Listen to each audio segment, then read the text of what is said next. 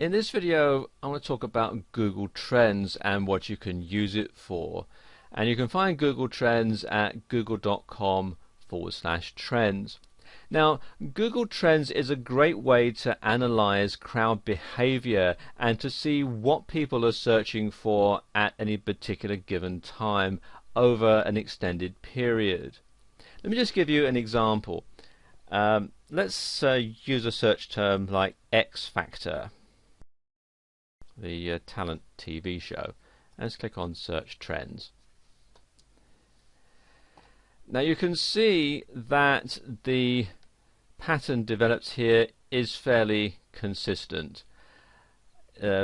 Interest starts to build as the show is trailed, and then after the winner is announced it drops off and it's fairly flat again until the next year. And as I move along here, you can see that the troughs and peaks get more pronounced, mainly because over the years more people start to get broadband internet access and internet enabled cell phones, which means that they can search more often. And you can also see at the bottom here there's a news reference volume. You can see what's being written about the X Factor all the way along.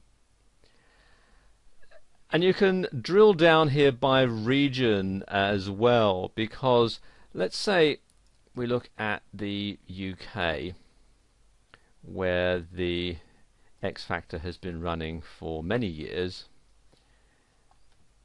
and you can see here search volume goes up fairly regularly, and then you've got more news items and so on here. But if we switch that to the United States, you can see that the search volume and the news reference is pretty flat up until around 2009, when Simon Cowell announced that he was going to be leaving American Idol to concentrate on bringing the X Factor to the US. And then you've got other peaks when further announcements were made. You can see here there were more news stories being written about, and then you've got the various peaks as the show starts to take off and so on. And you've got, see, this one here shows the peak in traffic when Simon Cowell to leave American Idol, and these when various things that happened on the show. You know, when people started writing about Cheryl Cole and Paula Abdul and so on. Now, finding cyclical patterns in search volume data is very interesting, because it can tell you when you want to start marketing your product or service, when there's going to be a lot of demand. And you can also use Google Trends to search for more than one item at a time, and I'm sort of demonstrating both here. We've got 5 search terms: gifts, flowers, chocolate, fireworks, and costume.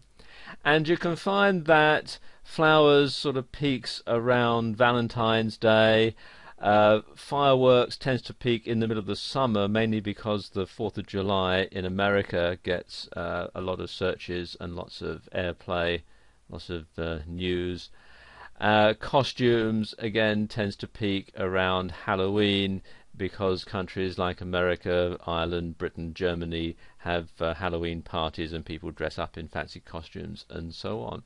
But you can also use this to analyze trends and show where your product or service might be better aimed at a specific place at specific times of the year. Now, let's say we change this. Let's say I look at the search volumes for India, for example.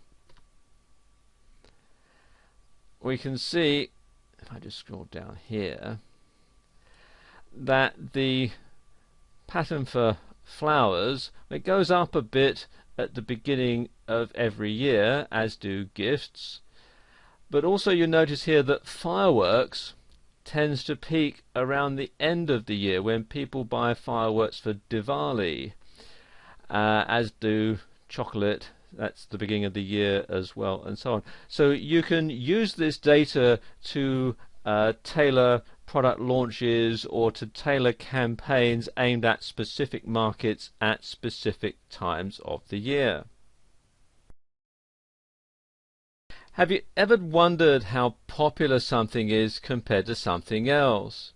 Well, search volume is a great indicator. Now, if we compare Google, Yahoo and Bing, for example, we can see the cultural shift over time in online searching. In fact, we can even pinpoint the month, and you can see right here where Google, and again here, where Google overtook Yahoo in terms of search popularity.